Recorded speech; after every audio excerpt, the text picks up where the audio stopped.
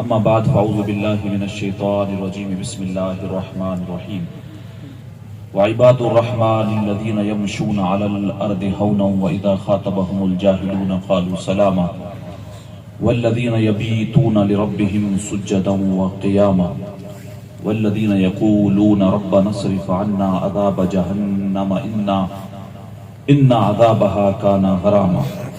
صدق اللہ مولانا العظیم وبلغنا رسولہ النبی الامین الکریم ونحن على ذلك لمن الشاہدین والشاکرین والحمد للہ رب العالمین اللہم نور قلوبنا بالقرآن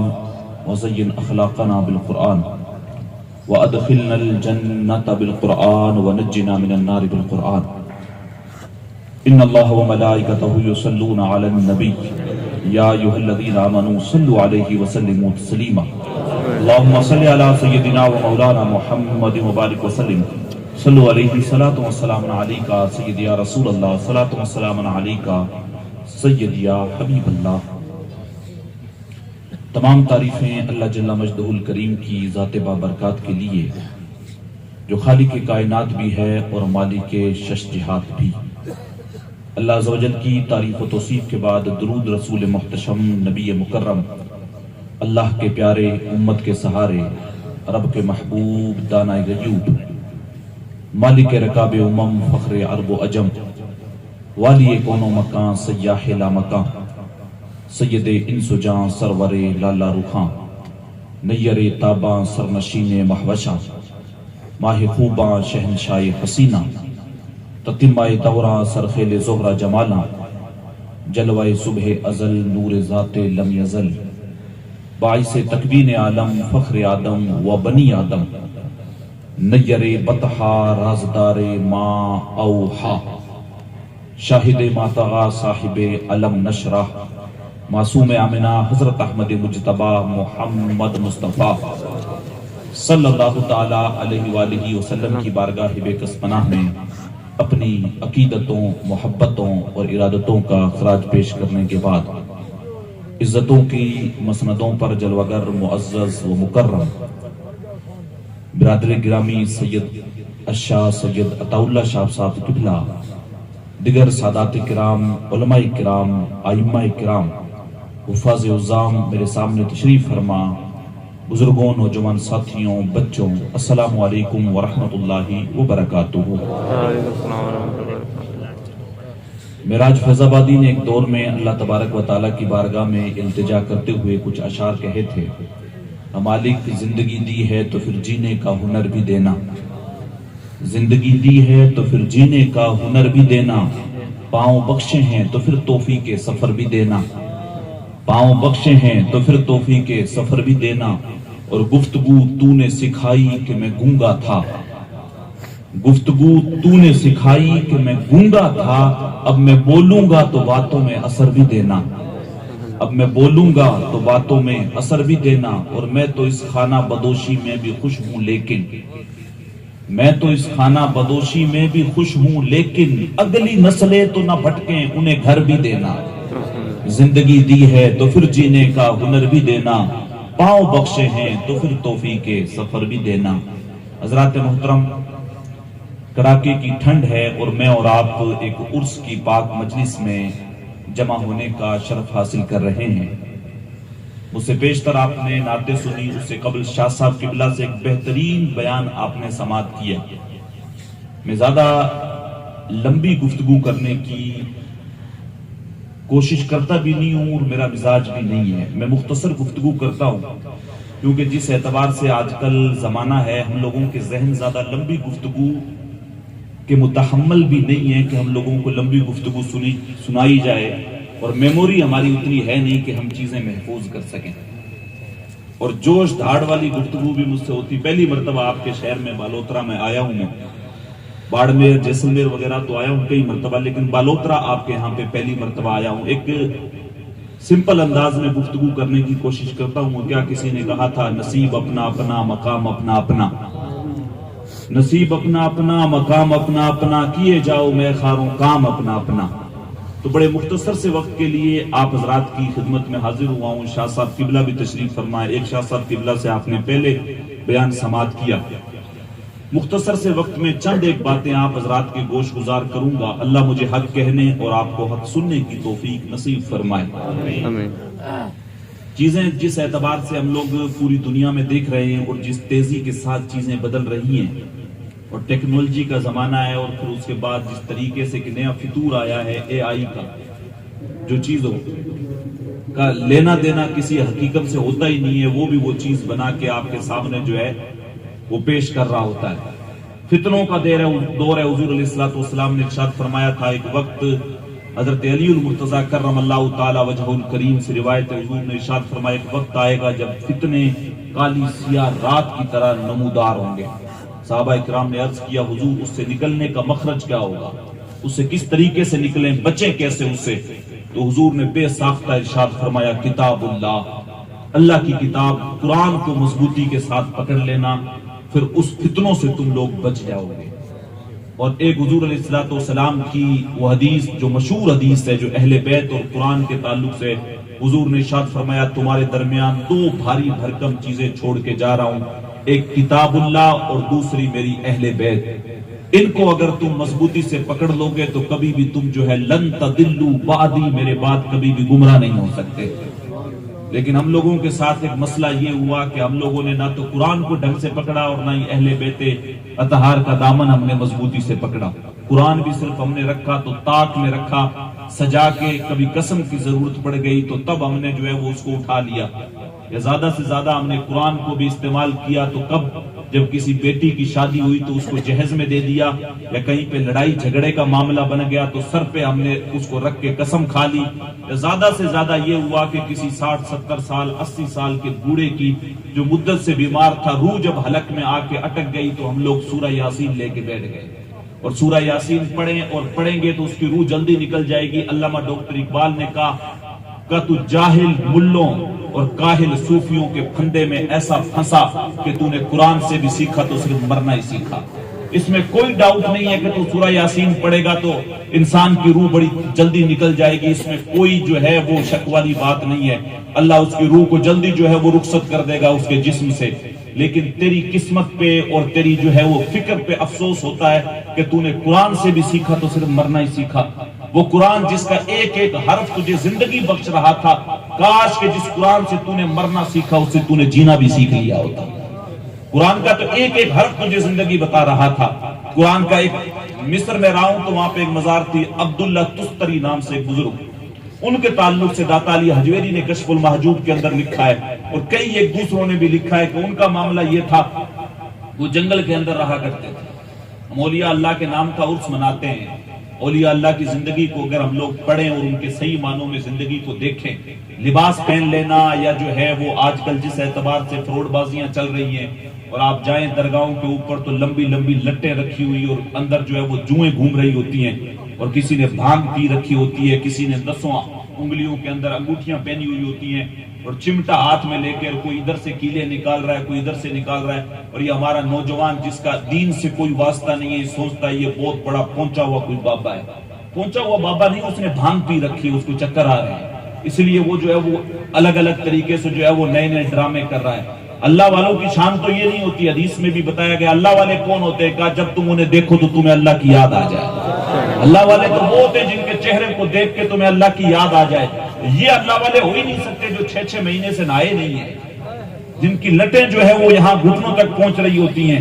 جو بھنگ پی کے مست ہو رہے ہوتے ہیں اور کہتے ہیں کہ ہم تو جا کے نماز مدینے میں پڑھتے ہیں. تو نماز مدینے میں پڑھ رہے ہو تو تم بھی مدینے ہی چلے جاؤ، یہاں کیا کر رہے ہو؟ ہم لوگ ایک ایسی زندگی جی رہے ہیں جہاں پہ ہم لوگوں کو حقیقت سے سامنا تو ہوتا ہے لیکن ہم لوگ اس کو ایکسپٹ کرنا نہیں چاہتے ہیں. ہم لوگ اس کو قبول کرنے کی جو ہے وہ کوشش نہیں کرتے ہیں اور آنکھیں بند کر کے ہم لوگ جو ہے وہ زندگی گزار رہے ہوتے ہیں. تو عبداللہ تستری کے تعلق سے وہ جنگل میں رہا کرتے تھے، جنگل میں رہتے تھے. لوگ اٹھے اور لوگ اٹھ کے گئے، جا کے انہیں کہنے لگے حضرت یہ کیا کر رہے ہیں آپ، جنگل کے اندر زندگی گزار رہے ہیں، آئے نا شہر میں چلیں، شہر میں آپ کے مزاج کے لوگ بھی ملیں گے، آپ کے ساتھ بیٹھنے والے بھی ملیں گے، یہاں پہ آپ تنہا رہتے ہیں، یہاں پہ کیا کر رہے ہیں؟ تو وہ کہنے لگے تمہیں کس نے کہا میں تنہا رہتا ہوں، میں تو کوئی تنہا نہیں رہتا، میں تو ہمیشہ جو ہے وہ اپنے رب کے ساتھ رہتا ہوں. کہا کس طریقے سے؟ کہا جب میری باتیں مجھے اپنے رب کو سنانے کو من کرتا ہے تو میں نماز میں کھڑا ہو جاتا ہوں، اور جب اس کی باتیں سننے کو من کرتا ہے تو میں قرآن کھول کے بیٹھ جاتا ہوں. میں تو لمحہ لمحہ اپنے رب کے ساتھ رہتا ہوں، تمہیں کس نے کہہ دیا میں تنہا رہتا ہوں؟ حبل ممدود من السماء، قرآن کے تعلق سے آیا یہ وہ اللہ کی طرف سے لٹکتی ہوئی رسی ہے جس کا ایک سرا تمہارے رب کے دست قدرت میں، دوسرا تمہارے ہاتھوں میں۔ لیکن ہم نے اس قرآن سے بھی سیکھا تو صرف مرنا ہی سیکھا، اس قرآن سے ہم نے کبھی زندگی تلاش کرنے کی کوشش ہی نہیں کی۔ ہم لوگ فرض علوم کو چھوڑ کے، واجبات کو چھوڑ کے، سنت موقدہ کو چھوڑ کے مباح اور مستحب عمل کے پیچھے ایسے پڑے، اس کو ایمان کی پہلی شرط بنا لی، اور ان بزرگوں کی زندگی کو ہم نے صحیح معنوں میں کبھی پڑھنے کی کوشش ہی نہیں کی۔ اتنی آسانی کے ساتھ لوگ کوئی آج یاد نہیں رکھتے حضور غوث اعظم کی زندگی پڑھیں۔ اللہ تبارک و تعالیٰ نے بھی جو ہے وہ ان کی نشانیاں قرآن میں بیان کی۔ آج تو ہم تو گھنٹوں گھنٹوں چوکوں اور چوراہوں پہ بیٹھ کے جو ہے وہ کھڑے ہوتے اور اپنا وقت برباد کر دیتے ہیں، لیکن ان کے تعلق سے اللہ تبارک و تعالیٰ نے سورہ فرقان میں ارشاد فرمایا وَعِبَادُ الرَّحْمَنِ الَّذِينَ يَمْشُونَ عَلَى الْأَرْضِ هَوْنًا وَإِذَا خَاطَبَهُمُ الْجَاهِلُونَ قَالُوا سَلَامًا، کہ رحمان کے بندوں کی ایک نشانی یہ ہے کہ یہ جب زمین پہ چلتے ہیں تو آہستگی کے ساتھ چلتے، اپنے قدموں کو پٹک پٹک کے تکبر کے ساتھ نہیں چلتے، آہستگی کے ساتھ چلتے۔ میرے اور آپ کے پاس چند پیسے آ جائیں تو ہماری ٹور بدل جاتی ہے، ایٹیٹیوڈ الگ ہو جاتا ہے، بات کرنے کا لہجہ بدل جاتا ہے، لوگوں سے سلام نہیں کرتے، لوگ ہمیں بڑے چھوٹے اور بونے نظر آنے لگ جاتے ہیں۔ جب تھوڑا سا اسٹیٹس ہمارا ہائی ہو جاتا ہے تو ہم لوگ لوگوں سے بات کرنا پسند نہیں کرتے، نئے جوتے بھی لے لیں تو ہم لوگ روڈ پہ پٹک رہے ہوتے ہیں سامنے والے کو پتہ لگے۔ میرے جیسا بندہ کوئی آئی فون لے لے تو پھر ہاتھ میں لے کے گھوم رہا ہوتا ہے لوگوں کو دکھانے کے لیے کہ اس نے 16 پرو یا 17 پرو میکس لے کے رکھا ہے۔ لوگوں کو پتہ لگنا چاہیے جب بھی نیا اپ ڈیٹ ورژن آتا ہے حضرت پہلے دن ہی اس کو خرید لیتے ہیں، لوگوں کو لگنا چاہیے حضرت کے پاس پیسے۔ ہم لوگوں کا معاملہ یہ ہے کہ ہم لوگ تکبر کے اندر زندگی جینے کے عادی ہو گئے، تھوڑی سی چیز آئے گی ہم لوگ دکھائیں گے۔ ہم لوگ جمعے والے دن مسجد کے اندر جو اس میں جو ڈبہ لے کے گھوم رہے ہوتے ہیں اس میں بھی ہم لوگ 10 روپے ہی ڈالتے ہیں، اور وہ بھی پرانا نوٹ اور دکھا کے ڈالتے پاس والے کو میں نے 10 روپے اللہ کے نام پہ دیے ہیں۔ یہ ہماری حالت ہے دین کے نام پہ۔ وہ آج کل تو سکوں کا دور ختم ہو گیا، ورنہ پہلے سکہ بجا کے ڈالتے تھے، اور اگر کوئی 50,000 روپے کی مسجد میں رسید کٹوا دے اور اسے جمعے والے دن پہلی صف میں جگہ نہ ملے تو صحیح صاحب وہ ناراض ہو جاتا ہے، اور میں نے تو تمہیں بڑے والی قالین دی تھی، تم لوگ مجھے پہلی صف میں جگہ ہی نہیں دیتے۔ حالانکہ اس کو اصول ہی پتہ نہیں ہے، یہ وہ اللہ کی بارگاہ وہ بارگاہ ہے کہ یہاں پہ جو پہلے آ گیا اس کو پہلی صف میں جگہ ہے۔ اگر وقت کا بادشاہ بھی ہے اور جوتیوں والی جگہ تک مسجد بھر چکی ہے تو کسی کو اجازت نہیں ہے کہ وہ لوگوں کی گردنیں پھاندتا ہوا آگے آئے، وہ جوتیوں والی جگہ کھڑے ہو کے نماز پڑھے۔ اسی لیے تو کہا تھا ایک ہی صف میں کھڑے ہو گئے محمود و ایاز، نہ کوئی بندہ رہا نہ کوئی بندہ رہا۔ رب کی بارگاہ ہے، لیکن ہم نے دین کو سمجھا ہی نہیں، ہم نے سمجھنے کی کوشش ہی نہیں کی، ہم نے اپنے اعتبار سے دین کو گھڑ لیا۔ ہم نے جو چیزیں ہمیں اچھی لگی وہ کہتے ہیں میٹھا میٹھا کھاتے گئے اور کھارا کھارا تھوکتے چلے گئے۔ ہم لوگ اپنے اعتبار سے سیٹ اپ ہم لوگوں نے تیار کیا اور اسی اعتبار سے ہم لوگ جو ہے وہ زندگی جینے لگ گئے، لیکن اللہ والوں کی زندگی سے ہم نے کبھی سیکھنے کی کوشش ہی نہیں کی۔ ان کے تو زخم بھی آتے تھے تو پھر بھی جو ہے وہ اف تک نہیں کرتے تھے، ان کو تو اگر جو ہے وہ مصیبتیں بھی پہنچتی تھی تب بھی ان کی زبان سے اف تک نہیں نکلتا تھا۔ تکبر نام کی تو چیز ہی نہیں تھی، گھمنڈ تو تھا ہی نہیں۔ زندگی میں جب چلتے تھے راستے کے اندر تو گردن کو جھکا کے چلا کرتے تھے، گردن کو جھکا کے چلا کرتے تھے۔ اور ان کا معاملہ یہ ہے، بزرگان دین نے کہا ہے، ان کا معاملہ اپنے آپ کو رب کی بارگاہ میں پیش کرنے کے بعد کیا کرتے تھے؟ کسی نے کہا تھا تن تندور ہڈاں دا بالن اسی ہاواں نال تپایا، کپ کپ مکیاں پیڑے کیتے اتوں صبر پلیتھن لایا، تن دی ہانڈی من دا سالن اتوں لون صبر دا پایا۔ اور پھر لاسٹ میں کہتے ہیں اے تن میرا جتی ہوئے تے میں قدمی یار دے آواں، نی مینوں مارو مارو مار مکاؤ نہ کوئی عذری پیش لیاواں، یہ سونا ہی میرا دکھ وچ راضی میں سکھ نو چلے پاواں۔ ان کا معاملہ یہ ہوتا تھا کہ اگر میرا مالک میرے دکھ میں راضی ہے تو سکھ کا میں نے کیا کرنا، اٹھا کے اس کو چولہے میں ڈال دو۔ لیکن ہم لوگوں کو جب بھی کوئی تھوڑا سا جھٹکا لگتا ہے فوراً شکوے کی زبان کھل جاتی ہے، سب سے پہلے شکوہ کرنے لگ جاتے ہیں۔ علامہ ڈاکٹر اقبال نے بھی شکوہ کیا، لیکن جب جواب شکوہ آیا تو سارا نشہ اتر گیا۔ تھوڑی سی کوئی چیز کرتے ہیں تو ہم لوگ اپنے کندھوں کے اوپر جو ہے وہ اس کو کریڈٹ دیتے ہیں، اپنے دماغ کو کریڈٹ دیتے ہیں، حضرت یہ میرا دماغ ہے، دیکھو 5 سال پہلے میں کیا تھا، آج میں نے محنت کی، میرے پاس گاڑی ہے، میرے پاس بنگلہ ہے، میرے پاس یہ نہیں کہے گا کہ حضرت یہ اللہ کی ساری مہربانی ہے، اس کی جو ہے وہ شان ہے کہ اس نے مجھے اس لائق سمجھا کہ مجھے دولت دے دی۔ اگر کامیابی ملے گی اس کا کریڈٹ گوز تو خود کو دیں گے اور اگر ناکامی ملی تو پھر وہ کسی اور کے کندھے کے اوپر ڈال دیں گے. حضرت یہ معاملات غلط ہو گیا, یہ چیزیں ایسی ہو گئی, غلط ہو گئی. علامہ ڈاکٹر اقبال نے بھی شکوہ کیا, کہا تیرے کعبے کو جبینوں سے بسایا ہم نے, تیرے کعبے کو جبینوں سے بسایا ہم نے, نوع انسانی کو غلامی سے چھڑایا ہم نے, صفائے دہر سے باطل کو مٹایا ہم نے, اور تیرے قرآن کو سینوں سے لگایا ہم نے. پھر بھی ہم سے یہ گلہ ہے کہ ہم وفادار نہیں, ہم وفادار نہیں تو تو بھی تو دلدار نہیں. اللہ کی بارگاہ میں شکوہ کیا, اب خود ہی اس کا جواب شکوہ لکھ رہے ہیں, بس الفاظ وہی ہیں, لاسٹ میں ایک شیگا بدلا, کہا میرے کعبے کو جبینوں سے بسایا کس نے, میرے کعبے کو جبینوں سے بسایا کس نے, نوع انسانی کو غلامی سے چھڑایا کس نے, صفائے دہر سے باطل کو مٹایا کس نے, اور میرے قرآن کو سینوں سے لگایا کس نے. تھے تو آبا وہ تمہارے ہی مگر تم کیا ہو, ہاتھ پہ ہاتھ دھرے منتظر فردا ہو, ہر کوئی مست میں ذوق تن آسانی ہے, تم مسلمان ہو یہ انداز مسلمانی ہے, حیدری فقر ہے نئے دولت عثمانی ہے, تم کو اسلاف سے کیا نسبت روحانی ہے, وہ زمانے میں معزز تھے مسلمان ہو کر اور تم خوار ہوئے تاریخ قرآن ہو کر. تمہارا کام, وہ کہتے ہیں جس طریقے سے یہ منہ اور پودینے کی چٹنی, تمہاری حالت تم نے دیکھی ہے, تم دعوے کرتے ہو ہم نے یہ کیا, وہ کر گئے, تمہارے باپ دادا تھے, وہ تمہارے اسلاف تھے, وہ تمہارے بزرگ تھے جن کے پاؤں میں چھالے پڑ گئے, جن کی جوتیاں بھی پھٹ گئی, جو سال میں ایک بھی لباس جو ہے وہ بدلتے نہیں تھے, جس کے اوپر اتنے پیوند لگے ہوئے تھے. وہ حضرت عمر بن الخطاب کی جو ہے وہ ذات تھی, جو ایک جبہ بھی اگر پہنتے تھے اس کے اوپر بھی 17 جگہ جو ہے وہ پیوند لگے ہوئے ہوتے تھے. اور اگر جو ہے مال غنیمت میں ایک چادر ملتی تھی اور ایک بیٹا اپنی چادر دے دیتا حضرت عمر کو, کہ ابا جی آپ کی چادر تھوڑی چھوٹی پڑ رہی ہے, اس کو ملا کے آپ پورا کر لیں اور اچھے سے جو ہے وہ اس کو پہن لیں. تو یہ حالت تھی کہ وقت کے امیر المومنین کے سامنے عام بندہ کھڑے ہو کے پوچھتا تھا, عمر ہمیں تو ایک ایک چادر ملی, تمہیں 2 چادریں کہاں سے مل گئی. آج ہے سوال کرنے کی ہمت. آج ہم لوگوں کا ضمیر جو ہے وہ خود مر چکا ہے. ہم لوگوں کو جانتے ہوئے, حق جانتے ہوئے بھی ہم لوگ اس کو جو ہے فیس کرنا نہیں چاہتے. میں ہمیشہ کہتا ہوں ہم لوگ ایک فیک فیس لے کے چل رہے ہوتے ہیں. لوگوں کے سامنے ایک الگ فیس ہے اور اندرونی ہمارا ایک الگ فیس ہے. ہم لوگ عمل بھی کر رہے ہوتے ہیں تو لوگوں کے دکھانے کے لیے کر رہے ہوتے ہیں. ہم لوگ وہاں پہ رسید بڑی کٹواتے ہیں جہاں پہ ہمارا نام ہوتا ہے, جہاں ضرورت مند لوگ, وہی ہمارے گھر کے قریب میں اگر کوئی ضرورت مند کسی جو ہے وہ غریب کی یتیم بچیاں اپنے گھر میں بیٹھی بیٹھی جن کے سر میں چاندی اتر آتی ہے اور ہمیں پتا ہوتا ہے کہ ان کی شادی کی عمر ہو گئی ہے, ہمیں چپکے سے ان کی مدد کرنی چاہیے, ہم وہاں نہیں کرتے ہیں. وہاں ہمیں معاشرے میں عزت نہیں ملتی, ہم لوگ کریں گے نہیں کیونکہ کوئی ہمارا نام نہیں لے گا. چپکے سے رات میں جا کے دروازے کے نیچے سے ہم کسی کے گھر میں پیسے ڈال کے نہیں آتے. ہم لوگ ایک آٹے کا تھیلا بھی دیتے تو 10 لوگ اس کو ہاتھ لگا کے فوٹو کھنچوا رہے ہوتے ہیں. میں تو ہاسپٹلوں میں بھی دیکھے ہیں کہ لوگ جاتے ہیں, جا کے 1 درجن کیلے کا لے کے جاتے ہیں, ایک مریض کو 2 کیلے دے کے 12 لوگ ہاتھ لگا کے کھڑے ہوتے ہیں اور پھر ٹائٹل لکھتے ہیں کہ فلاں کے جنم دن کے اوپر ہم نے